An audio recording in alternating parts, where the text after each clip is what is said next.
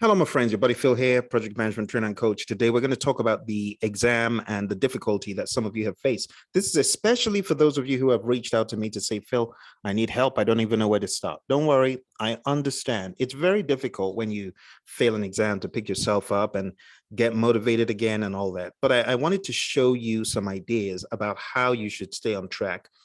You can download this plan that I've got here. This is a plan. It's free. Just click the PDF link and you'll be able to download it. But what I've done is I've gone through all the 35 tasks and I have put in here for you a reference to either the PMP Guide 6th edition or the Agile Practice Guide. So as you're combing through the content, you'll know which chapters and which specific sections to hit. Okay. So for those of you that failed the process piece, this is what I would recommend. This right here, item 15, this is the beginning. The process piece, my friends, is all about integration management, wrapping around everything else. So if you have not mastered the concept of integration, you need to. And you need to do it quick before your next try so that you know exactly what integration does and how it wraps around the entire project and how it integrates everything. And I'm talking about knowing the details, not the high level stuff. You got to know the details.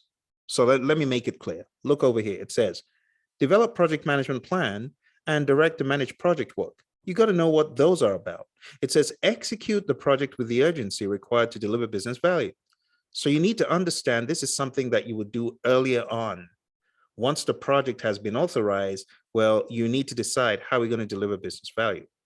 So this plan that I'm looking at here is based on the PMP exam content outline. So if you've not read the outline, I would recommend that you do know the enablers under each one for process. And you got to pay close attention to the subtleties. Let's go into one example. I'm going to open up the PMP exam content outline.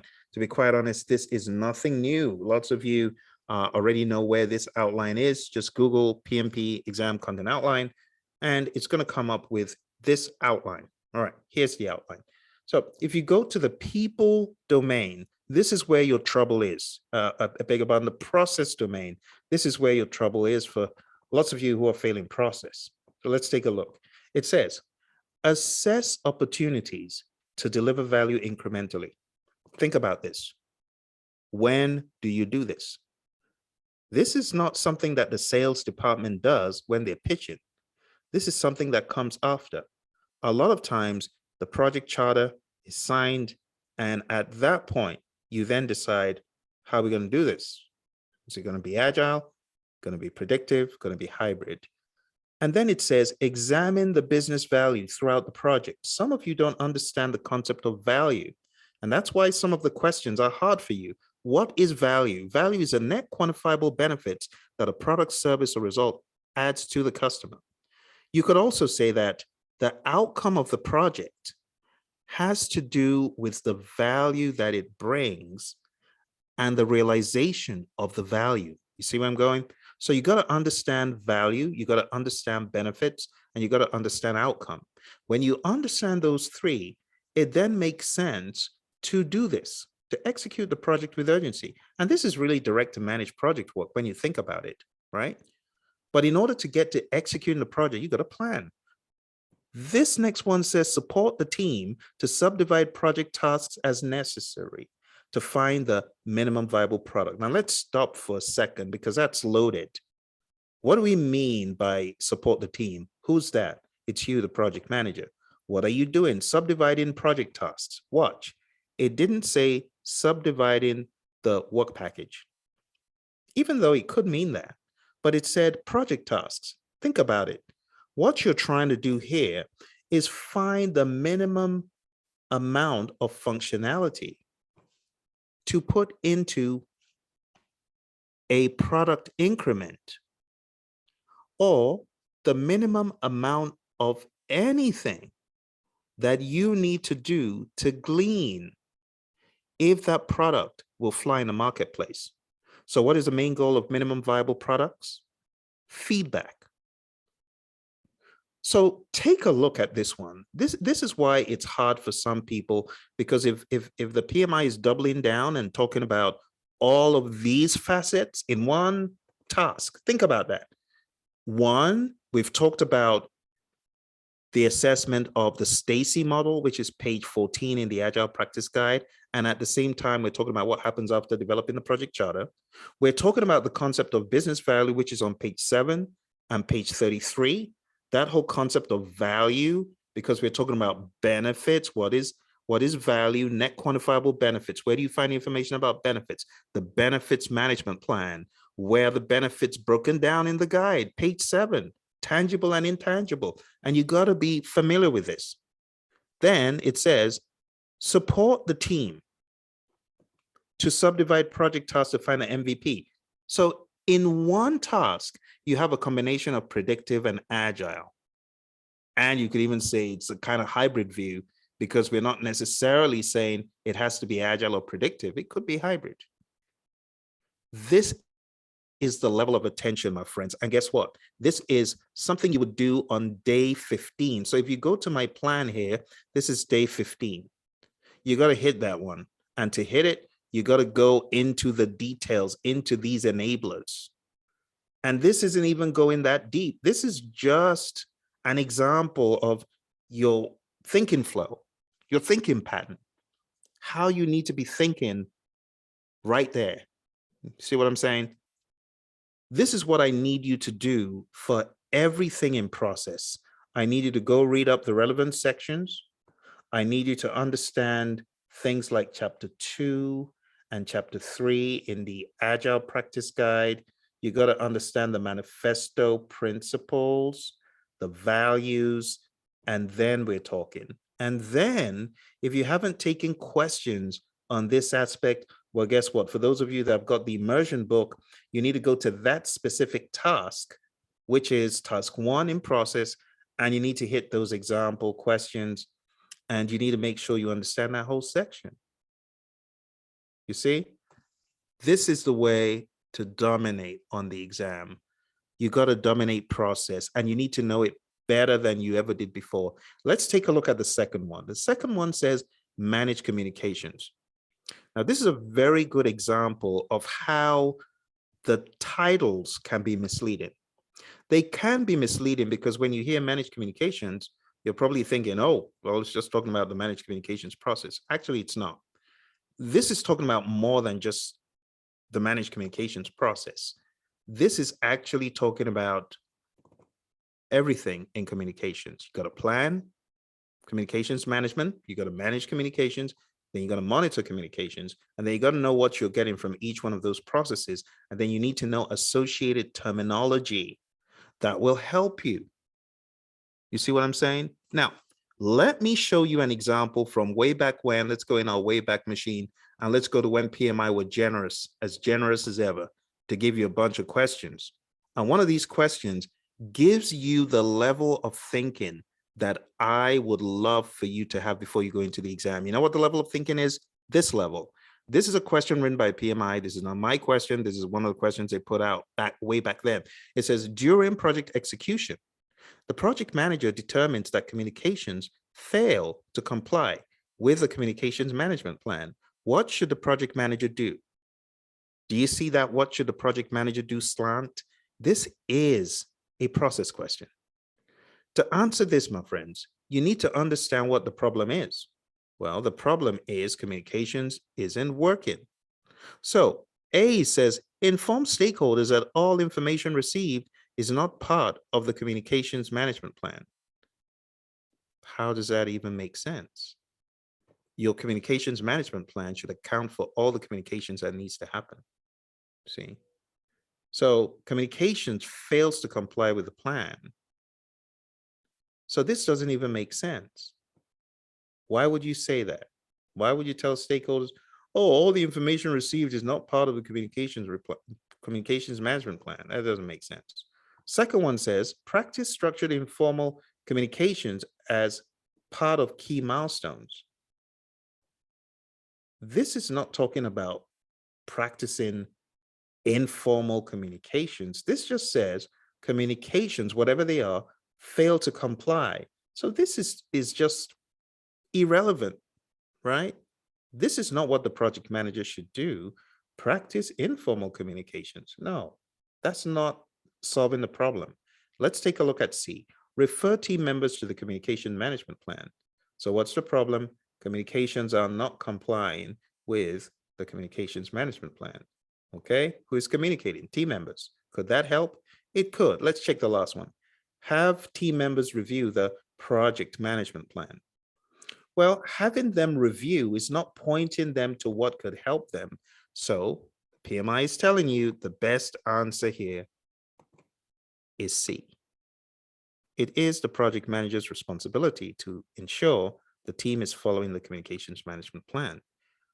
Do you see that spin on a question that is very short, but if you don't have your wits about you, you're going to struggle with it. Now, going back here, you can see that for day 2, I have managed communications. So you obviously know that what I want you to do is hit the managed communications task in the outline. And then you got to go into these. You see, this is what the immersion book does. It kind of immerses us into these enablers so that we become really good at the enablers. So let's read. Analyze communication needs of all stakeholders. You see how this ties into the question we just looked at? Stakeholders say it's not compliant with the plan. Of course, this is something that is important to stakeholders. So how do you do this? Well, you first of all plan stakeholder engagement. And through plan stakeholder engagement, you're going to understand how to engage stakeholders with communication. That's part of it. And then you're going to understand through plan communications management what to communicate, why and when. So there's a tie as far as how planning communications and plan stakeholder engagement works. And then when you actually begin to communicate with stakeholders, you have managed stakeholder engagement, which is communicating and working with stakeholders. And then you have managed communications, which is just sending the communications that you had originally promised with an intent to satisfy what you had promised in the plan. When you communicate from a managed stakeholder engagement standpoint, you're communicating with an intent to engage. The second one says, determine communication methods, channels, frequency, and level of detail. These terminologies are not just for naught. Methods, push, pull, interactive, channels, that concept of channels talked about, number of communication channels, right? The frequency, how often, and the level of detail. All this stuff, you got to pay attention to this terminology so that when you see it, it's not catching you by surprise. The next one says, communicate project information and updates effectively. Exactly what we looked at in the question. It wasn't effective. Effective means in compliance with the plan, and it was not. This one says, confirm communication is understood and feedback is received. You know what that's talking about? Sender-receiver models. But you know what else you need to know? You need to understand how communication happens in the world of Agile. And in the world of Agile, we use osmotic communication concepts a lot. We use the information radiator. We use the concept of the fishbowl window. We use the concept of remote pairing. And there's so much stuff in Agile that we do. All of those events, all of those things we call events or ceremonies, all of those are vehicles for us to effectively manage communication. So when you're looking at task 2, it's important that you're not just seeing task 2 from a linear predictive perspective. You got to see it with all the arms and legs that it has, spanning across not just predictive, but also Agile. And the way we communicate in the world of Agile is with transparency. We use a lot of transparency, inspection, adaptation, and that helps us communicate effectively. So when you communicate with the aid of a Kanban board, or with the aid of, call it a storyboard, or we talk about the WIP limits, they are transparent. We're able to see them on the Kanban board. We know what they mean. It's a way we communicate. Osmotic communication is when you're communicating by osmosis. You're in the room, communication's happening, it's seeping in, it's absorbing into you. You see where I'm going with this, my friends? So when I have here on the schedule that you need to spend a day, if possible, focusing on this, because in this sheet right here, can you see that I have 40 days? Aha. So I need you to go in on it. You can see I've said chapter 10, and I've also referred you to page 94 of the Agile Practice Guide. This, my friends, is the level that I really need you to get into for your exam. The next time you take the test, you want to make sure that no stone is left unturned. That's all I'm saying. Okay. So if you unfortunately had a result that indicated you are below target, or maybe it was clear into needs improvement, that's all right. Don't worry. Just remember this. It boils down to you fine-tuning your people, your process, and your business. Okay. And in order to do this, we need to go in on this content pretty hard, pretty heavy. And that's why I have this timetable here. I also have the access to the Pmp Exam Immersion so that you can get immersed into this concept of process. And guess what? The business, we also need you to go deep into this because business is becoming a troublesome area. We've been hearing about this over and over again. Okay. And at the end, you can see that we've got a people mock, a process mock, and a business mock all in that book. Okay.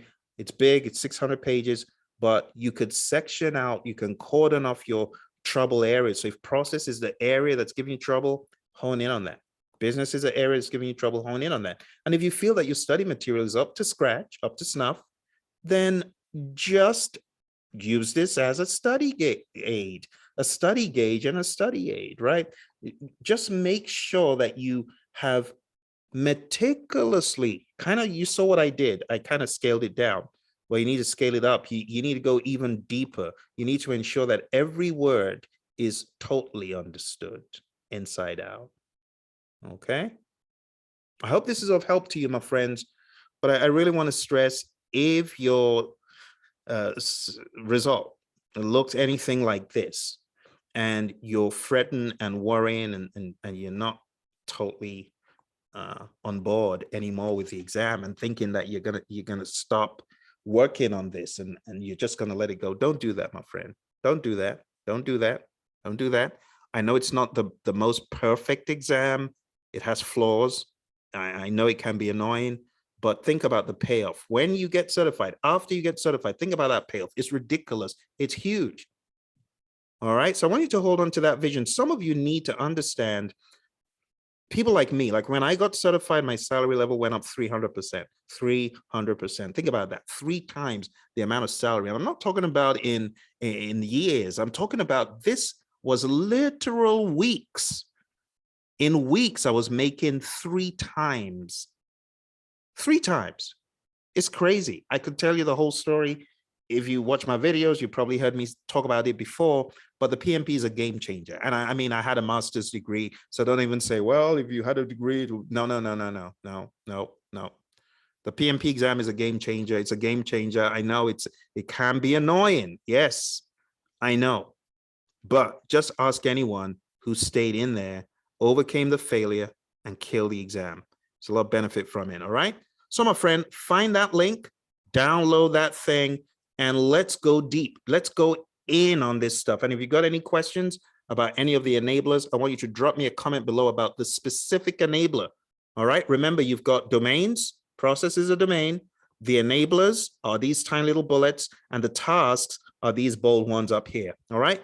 Your buddy Phil signing off. If you found value from this, if this is kind of raise your spirits a little bit after this ridiculous test, the failure on it, hit me a comment in the chat. All right, a like and subscribe. You could do it anonymously, it's okay, but I want to know what your questions are about the way forward. I hope this gives you direction, and I wish you all the best. Bye for now, my friends.